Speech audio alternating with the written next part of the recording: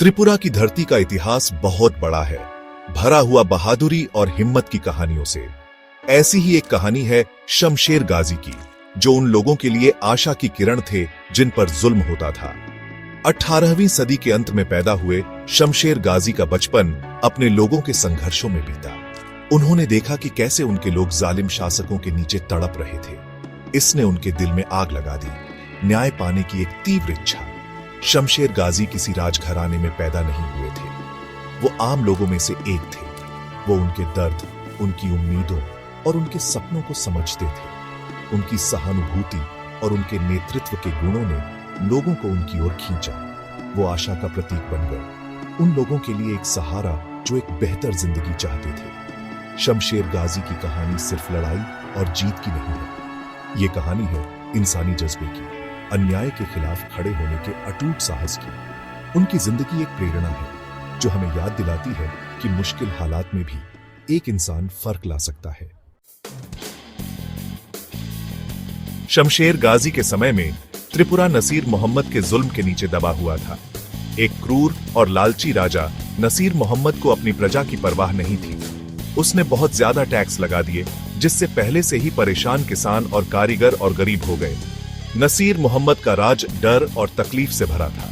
उसके सिपाही कुछ भी कर सकते थे, अक्सर लोगों की संपत्ति छीन लेते थे और उन्हें परेशान करते थे। जो लोग उसकी ताकत पर सवाल उठाते थे, उन्हें कड़ी सजा मिलती थी।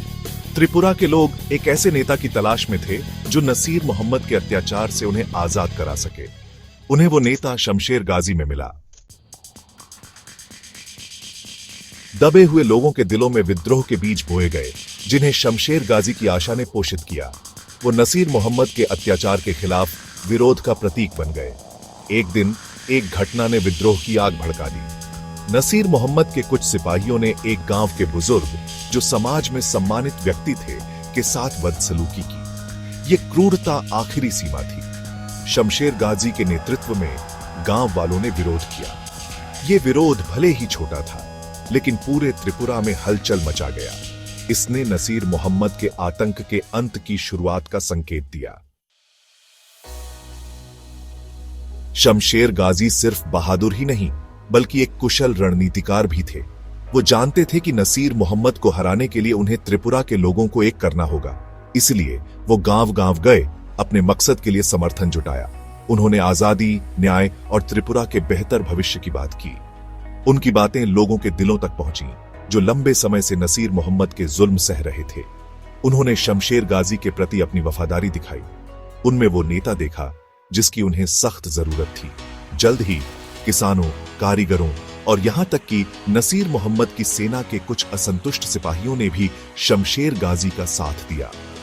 शमशेर गाजी की सेना भले ही संख्या और हथियारों में कम थी, लेकिन उनके पास एक नेक मकसद और अपने नेता में अटूट विश्वास था। वो अपनी आजादी के लिए, त्रिपुरा को अत्याचार से मुक्त कराने के लिए लड़ने को तैयार थे। शमशेर गाजी और नसीर मोहम्मद की सेनाओं के बीच आखिरी लड़ाई बहुत बड़ी थी। संख्या में कम, लेकिन हौसले में नहीं। शमशेर गाजी की सेना शेरों की तरह लड़ी।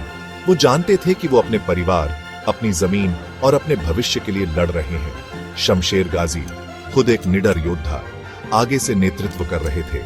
अपने सैनिकों को अपने साहस और दृढ़ संकल्प से प्रेरित कर रहे थे। लड़ाई का रुख तब बदला जब शमशेर गाजी ने एक साहसिक कदम उठाते हुए नसीर मोहम्मद के बचाव को तोड़ दिया, जिससे दुश्मन सेना के दिल में डर बैठ गया। नसीर मोहम्मद की सेना हताश और नेता विहीन हार गई। जीत निर्णायक थी। शमशेर गाजी ने त्रिपुरा को अत्याचार से मुक्त कराया।